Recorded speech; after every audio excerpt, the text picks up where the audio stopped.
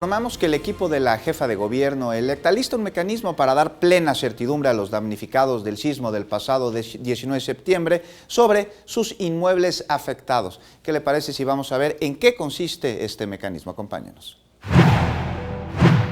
En recorrido por las colonias afectadas por el sismo del 19 de septiembre del año pasado, la jefa de gobierno electa, Claudia Sheinbaum, indicó que pondrá en marcha jornadas notariales que ayuden a los afectados con los trámites en relación con sus viviendas.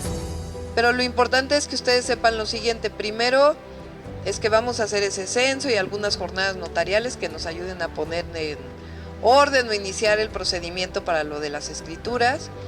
Y a partir del 5 de diciembre, el nuevo comisionado para la reconstrucción es César Cravioto.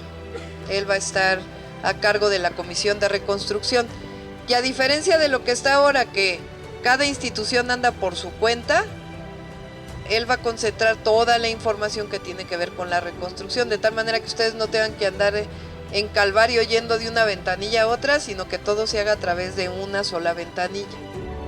Vecinos del callejón Igualdad 32 en el centro histórico agradecieron la presencia de Sheinbaum por su visita y esperan tener solución respecto a su vivienda.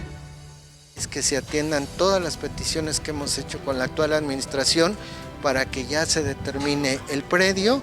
Tenemos un dictamen técnico de que debe ser demolido y que por lo tanto pedimos que en la Comisión para la Reconstrucción nos incluyan en la plataforma de la Ciudad de México, pero ya clasificados como riesgo para demolición, y que en base a esto entremos a alguno de los programas para la construcción de viviendas nuevas.